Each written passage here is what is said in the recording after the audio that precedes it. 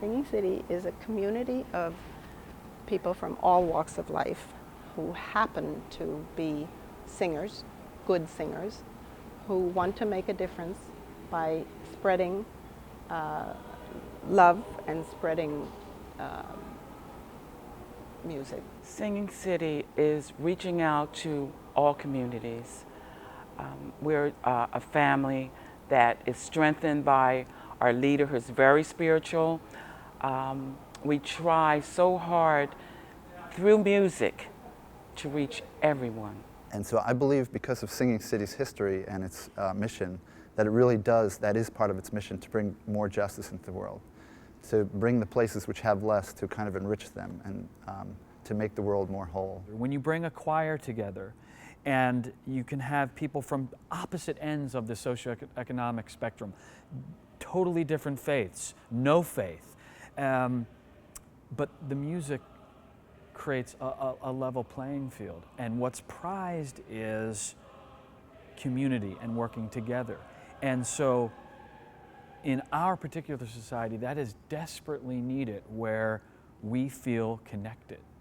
I think that wherever there is darkness, there's going to always be a need for light. And in my view, Singing City is that light. In times of darkness, it's that spirit of joy. In times of sadness, it's a spirit of peace. In times of war, it's a message that is enduring. It's eternal, and I can't imagine not ever needing that.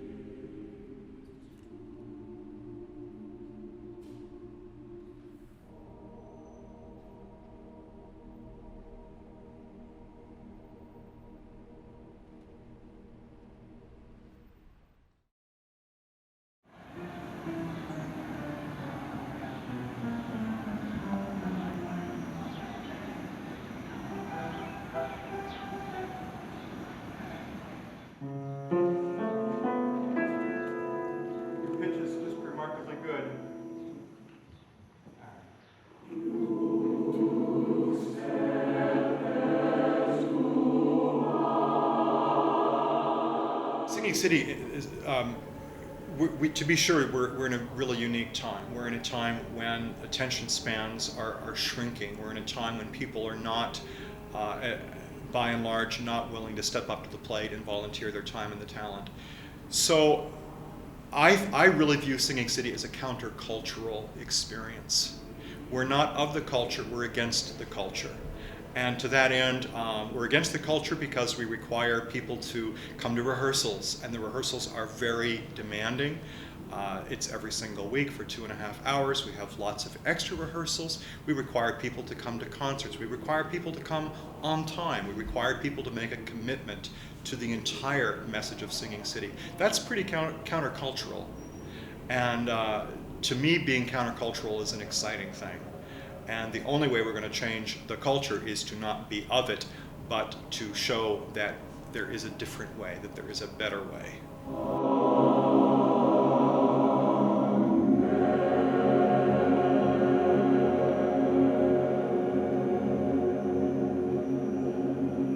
Good. Let's go to Michael's piece. I've often said that when working for Singing City, I've met people that I would have never met anywhere else. Just a wide range of human beings of different walks of life, races, religions, cultures, jobs. But the common thread is really the kindness. Singing City is just more than the music. It's pretty amazing. It's also amazing that they would volunteer so much of their time to pursue this passion of theirs of singing. It's quite a bit of time in a week, and so it really does bring people together, and it's often a great group hug. It sounds pretty whifty, but it's true. I think that the message of bringing people together through music is a timeless one. It's something that everybody feels just as importantly today as they did years ago.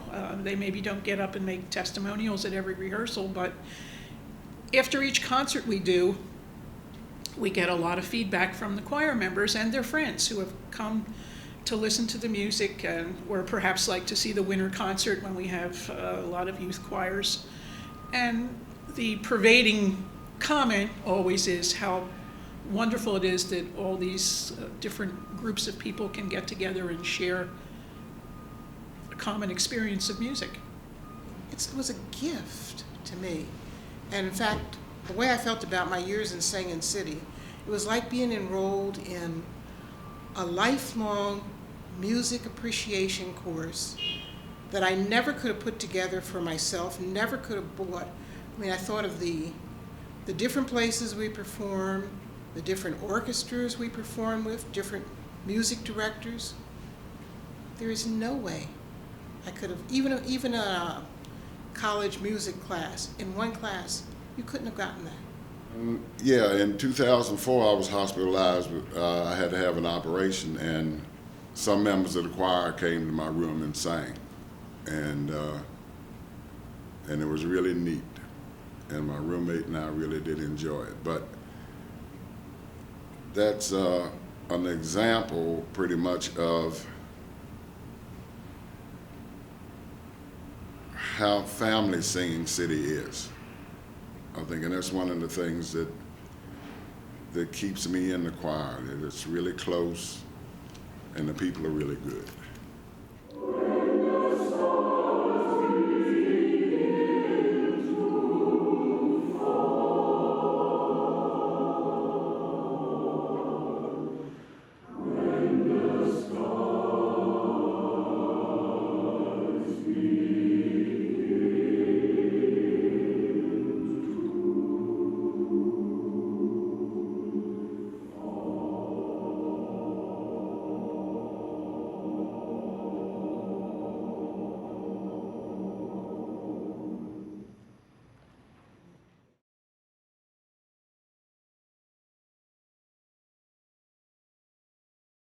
Fellowship House was a community-based program that was housed in a brownstone on Brown Street, right near Fairmount Avenue, 1431 Brown Street. I remember that so well. And it was a 3-story brownstone that, in which the programs took place to build better understanding between diverse populations, between races, between religions, and to be in the community itself to help make that happen. So there were a number of programs in Fellowship House that extended and implemented this message in many ways. We had programs for young people, for adults. On Sunday night, we had a fellowship of rabbis and ministers, people who would be interested in hearing more about how to build that understanding in the churches and synagogues of Philadelphia. You have to remember that at that time, Philadelphia was a very segregated, in many ways, city with prejudice and race riots now and then in the schools. And this was an attempt to address the need for people to understand each other better and to bring more peace and understanding to the city.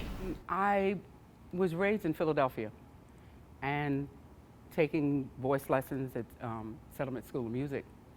And because of the activities and the things that I was involved in, I somehow, and I don't even remember that, I know it was roughly about 13, 14, I was introduced to Fellowship House, which was kind of an organization that sat there near the firehouse. I remember that. And they had, nowadays people would call it Fresh Air Kids, but that wasn't what it was called. And this was the kind of situation where they wanted to introduce inner city kids to the outer city, like Fellowship House Farm. So I would go there for meetings, and next thing I know, I was going to Fellowship House Farm, and Singing City at that time was called Fellowship House Choir, was an integral part of all of this. And being a singer was the only natural route to go, be involved with the music. Actually, my father had been named administrator of Fellowship House, and so we moved here from Ohio, where he had a church. And we moved back to Philadelphia, where we had originally lived, in Germantown. And we came to see this Fellowship House as really the focus of all our lives, in a way. I was in high school at the time, and it became very apparent to us that we would have to start a choir because my father really wanted that to happen. And he asked Elaine Brown to please begin that. So there were about 14 of us in the first meeting of that choir. 5 of the people were my family, 5 children. And we were very excited about this opportunity because to us singing was a lot of fun. Well, when I joined in '67, when there was always like a break in the middle of the rehearsal, Elaine Brown would, give announcements and whatever. And then there were always people from the choir jumping up to make an announcement about, some group that they were supporting or somebody who was some organization that was fighting for civil rights. And it was almost like people were getting up and giving testimonials, and it got to be sometimes rather volatile because people had different points of view, and that didn't always go over with other people in the choir. And the first couple of weeks I thought, what have I gotten myself into? When I joined this, I thought I was just going to come and sing and go home, And after a while, you sort of realized that this was a very tumultuous time, and people felt very strongly about politics and religion and race relations and whatever, and that was all part of Singing City's mission to help people to listen to different points of view and coexist happily. Elaine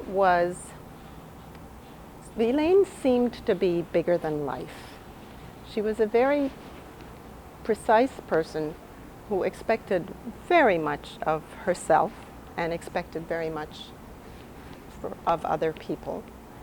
And yet, deep down inside, she was one of the warmest, most sincere, most talented, most beautiful women you'd ever want to meet. But as a conductor, she was very strict. And once you made a commitment to be a member of the choir, it was a very serious commitment. And that's the way she dealt with life in general. Her commitment to make music and her commitment to join people through music lived with her entire life. Well, one of the reasons I was attracted to Singing City, because there were a number of good choral groups in the city, but as Elaine Brown put it, if all you want to do is sing with a good choir, there are a number of them. Go find one. But if you also want to do something for the community to help bring people together, then Singing City is the answer for you. And I like that idea, and I think over the years of many of the different things that we did that were for the community, it might have helped the community, but they enriched us.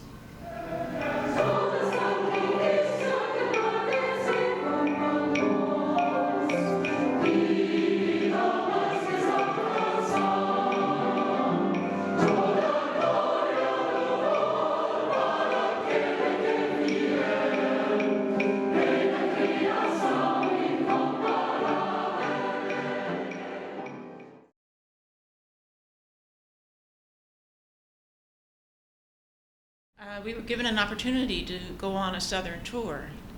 Now that was a challenge for us. I remember being very kind of worried about what the audiences would think of a choir that was interfaith, interracial, and would they throw things at us? But we were told, no, just sing the best you can because it's really the music. And we had arranged this choir tour for a number of in a number of places, the college campuses and churches. We stayed in the homes of the people who offered their auditoriums for our concerts. And it turned out to be one of the best experiences of our lives because it was, everywhere we went, just a joyous reception to see a choir like this singing, and the music just won them over. We were not worried. We were a happy-go-lucky group. We knew that there were certain places that would not allow us to use the bathroom or to get food, and we had worked this out in advance, what we would do if we met a situation at which we were not permitted to do this. And we did not run into any problems, therefore. And was there a time when you had to use the training? Yes, many times on the trip to the South. There were many people who had the bathrooms, but they would not let black people go in. So we all packed up and got into the bus and went until we found one where they would let us all in. And then we finally got to one place where there was a white place, and they let us in.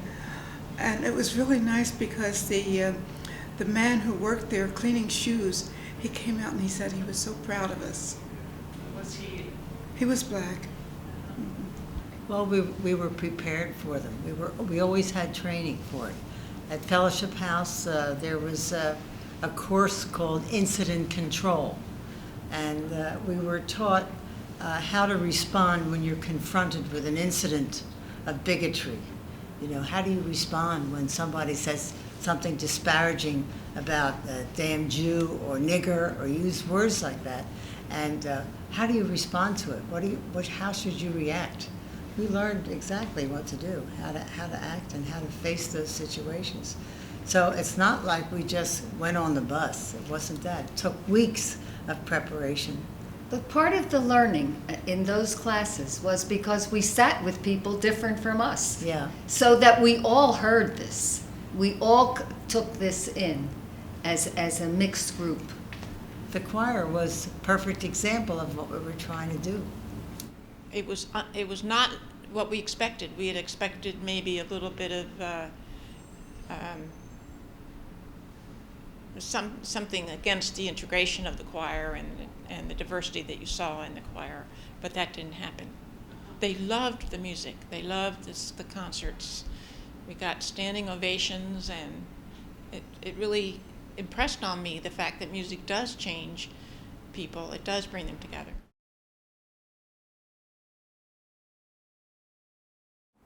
First big tour that I went on was in 1982. I had been with the choir for about 3 years, and the tour was to Israel and Egypt. I was born in Egypt, and when I was 17, I came to this country to go to college, and had been away from Cairo for 19 years, but when I went back with the choir, it was, needless to say, very significant. The choir had spent 2 weeks in Israel prior to going to Cairo for a couple of concerts. And when I arrived in my home city, it was very important to have my Singing City family around me. It had been 19 years since I was on that soil, and it meant, needless to say, meant a lot to be there.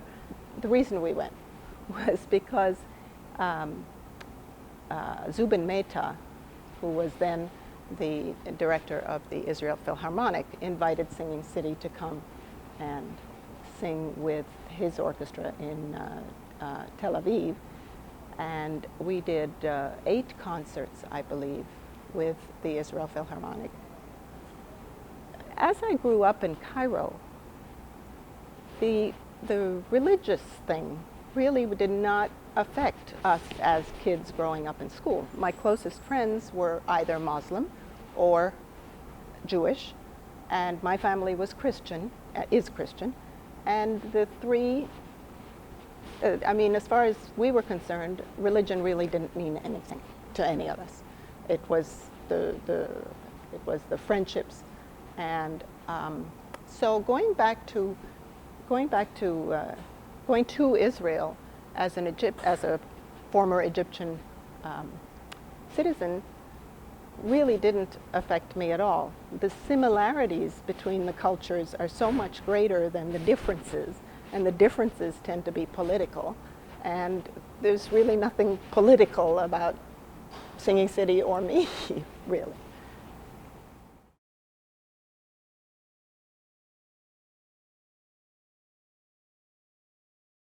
Well, Singing City sent us wonderful artists, 3 different artists, to come into the school to work with our children. One was a man, Steve Fisher, who did the choral arts piece. He worked with the children, teaching them to know their singing voice. And we had Andrew Blickner, who helped the children work with composition. And then we had an accompanist, Bobby Willick, who came. And so we had these 3 wonderful artists who came into the school and were totally committed to working with our children. So we begin in a simple way by doing things that the kids are very much comfortable with in their comfort zone. And gradually we make it a little bit more challenging so that they begin to sing and create.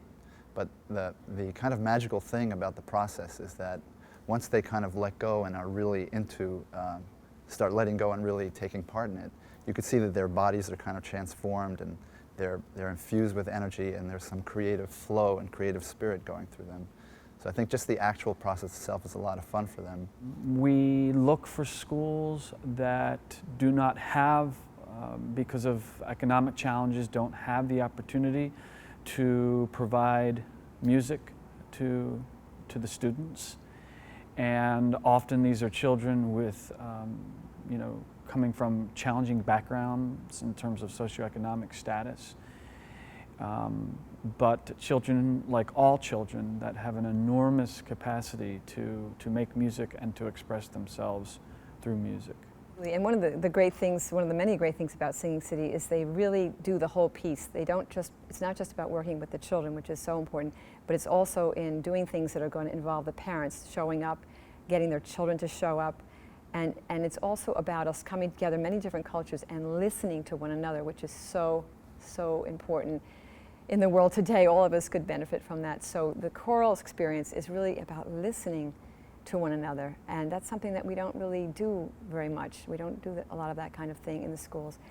And the other thing is that the parents come and they hear their children singing these beautiful songs in this beautiful way, and it transforms the space. The music really transforms the space, and this whole positive thing happens. So Singing City, again, what I'm trying to say is that they taught the children, but it didn't just end with the children. There was a performance. In fact, they even sent a bus so that our parents could come to the performance, and they sent a bus so our children could practice ahead of time on risers, which they had never used before. So I think if I were to say the most important thing about this particular group of Singing City people is that they are so committed, and they do it from beginning to end.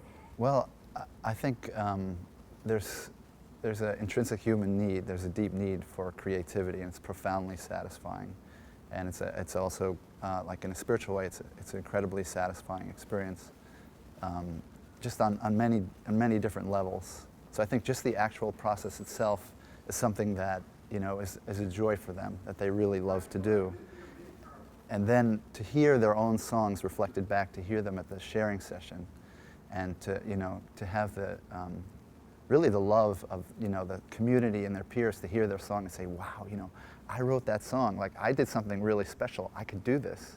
So that, it's empowering for them. They could create, so they have this attachment to the arts. It's an enriching experience, and they have some a deep satisfaction from taking part in that experience.